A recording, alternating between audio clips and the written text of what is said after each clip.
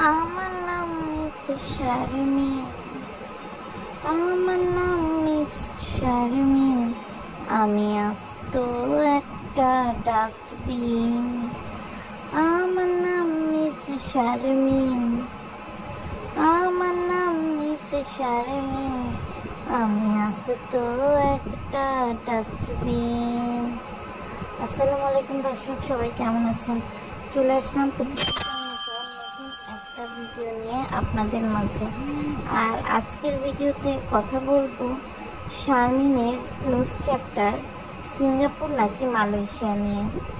ইউটিউবে শারমিনের কিছু দালাল এসে বলে যাচ্ছে যে না, শারমিন সিঙ্গাপুরেই গিয়েছে, শারমিন মালয়েশিয়ায় যায়নি। আবার অনেকেই বলছে যে শারমিন শুধু মালয়েশিয়া সিঙ্গাপুর না, আরও অনেক দেশে গিয়েছে। আবার অনেকে বলছে যে শারমিন চিকিৎসার জন্যই সিঙ্গাপুরে গিয়েছে। সব কিছুর অবসান আজকের এই ভিডিওতে দর্শক করব। আসলে যখন আমরা কেউ সত্য কথা বলি তখন আমাদের কাছে মনে হয় শুধু আমরাই সত্য কথা বলছি, বাকি কেউ আর সত্য কথা বলছে না। আর বিষয়টা যখন চলে আসে এক প্রকার কম্পিটিশনের, তখন তো আর কোনো কথাই নেই দর্শক।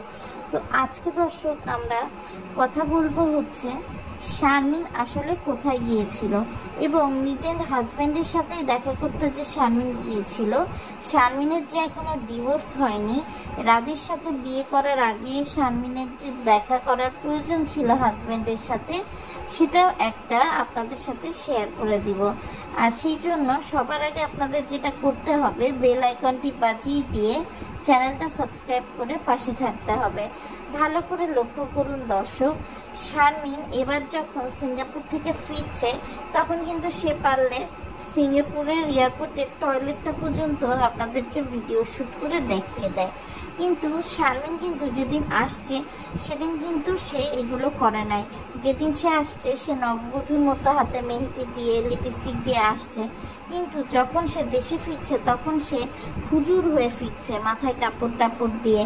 অথচ সিঙ্গাপুর বা মালয়েশিয়া বা যে বৈদেশিক যাক না কেন, সেখানে গিয়ে কত সুন্দর করে সে মানে উদলা হয়ে ঘুরে বেরিয়েছে দর্শক। এবার ভালো করে টিকিটটা খেয়াল করেন দর্শক, আক্তার শারমিন মিসেস। দর্শক এখানে মিসেস কেন হবে দর্শক?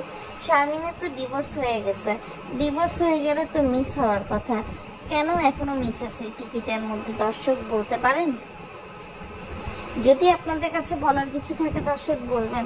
আরেকটা বিষয় কি দর্শক জানেন, চিকিৎসার জন্য গেলে কেউ ডাবল বেডে গিয়ে এরকম মাতামাতি করে বেড়ায় না, নাকি শারমিনের কাছে চিকিৎসার টাকা নেয়, সে ডাক্তার নার্সদের সাথে এখানেই করা শুরু করে দিয়েছে বলেন। আর এদিকে একটা জিনিস দেখে খুব খারাপ লাগলো, সেটা হচ্ছে করিম ব্যাপারী নাকি অসুস্থ হয়ে গেছে। বেচারা অসুস্থ হয়েছে তো হয়েছে, কিন্তু করিম ব্যাপারীর চিকিৎসার টাকা দেওয়ার কেউ নাই। ঘটনাটা ঘটলো কয়দিন আগে, যখন কোহিনূর বেগম অসুস্থ হয়ে গেছিল, কোহিনূর বেগমেরও টাকা দেওয়ার কেউ ছিল না দর্শক, তার পাশে সেবা দেওয়ার মতো কেউ ছিল না। তিশা উপস্থিত থাকার পরও হঠাৎ করে বাপ্পিকে নিয়ে আচমকায় পালিয়ে চলে গেল।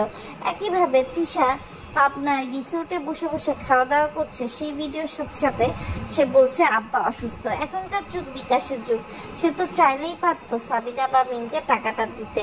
আমরা দেখছি সাবিনা তার বাবাকে নিয়ে ডাক্তারের কাছে এসেছে, যেটা সে অলওয়েজ করে থাকে, যে তার একটা ভালো হওয়ার সবসময় ইচ্ছা কাজ করে।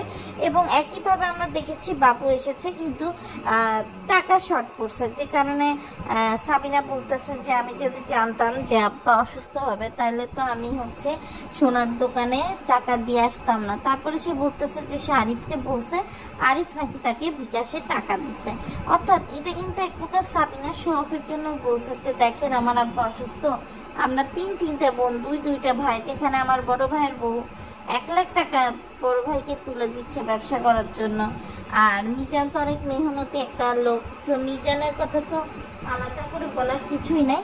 আর তার সাথে আরও অ্যাডিশনালি হচ্ছে তিশা, মিম, এক্ষেত্রে নীরব। তো এখানে মানে সাবিনাকে আগায় আসতে হয়েছে। আসলে প্রতিবার কেন সাবিনাই এই বলির পাঠা হয় আমি জানি না। আসলে বাকি 2 বোনের কি তাদের মা বাবার প্রতি কোনো দায়িত্ব নাই? বাবু তো এমনিও ভাইয়ের ছেলে হিসেবে আসতো, বাবু যে মিমের প্রতিনিধি হিসেবে এসছে তা কিন্তু না।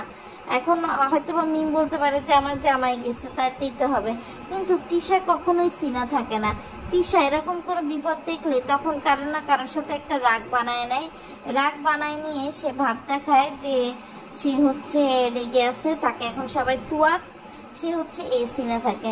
আরেকটা বিষয় দর্শক, যে দেখেন আমাদের শারমিন আপা, সে কিন্তু আসলে মানে কি যে আসলে প্রমাণ করতে গেছে, করতে গিয়ে জগা খিচুড়ি বানায় ফেলছে। অর্থাৎ সে 13 দিনের একটা ট্রিপে গেল, কিন্তু স্পেসিফিক কোথাও ঘুরতে গেল না, শুধু এয়ারপোর্টটাই দেখালো। কেন? সিঙ্গাপুরের এয়ারপোর্টে কিন্তু তার ট্রানজিট ছিল দর্শক, যে ট্রানজিটের জন্য সে যখন ফিরেছে তখন সে সিঙ্গাপুরের এয়ারপোর্ট দিয়ে ফিরেছে, এবং ওই ফেরার দিনকার ভিডিওগুলোই সে একদিনই শুধুমাত্র আপনার সিঙ্গাপুরে ছিল, এবং সেখানে সে ওই বাঙালির যে মার্গ, যশোর মিনি মার্গ বা আরব যে মিনি মার্গের ভিডিও সে ধরেছে সেটা, প্লাস সে যে মসজিদের সামনে ছবি তুলেছে, তারপর দোলনা খেয়েছে, এগুলো কিন্তু সে একদিনে ঘুরেছে। আপনারা ভালো করে ড্রেসগুলো খেয়াল করবেন দর্শক শারমিনের, তাহলে কিন্তু বুঝবেন।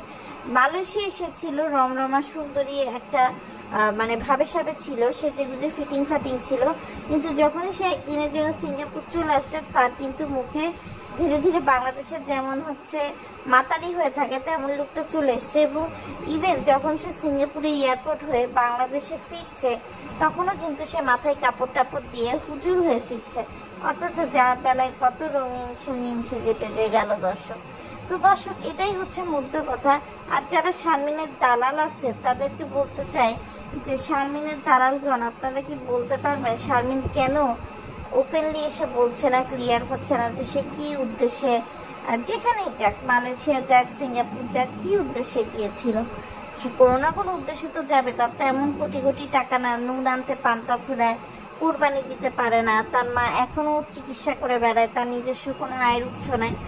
ইউটিউবের আয়ের উৎস আমি শারমিনদের ক্ষেত্রে ধরবো না, কেননা শারমিনদের ভিডিওর ভিউ যে খুব ভালো, কোটি কোটি টাকা তাও কিন্তু না, তাই না দর্শক? আর একটা বিষয় খেয়াল করছেন, শারমিন কিন্তু দর্শক লোকজন এড়াই যাচ্ছে, কেননা আজকে যখন মিমের বাড়িতে দাওয়াত ছিল সেখানে কিন্তু বিল্লালের বউ বাবুর মা গেছে, কিন্তু শারমিন কিন্তু যায় নাই।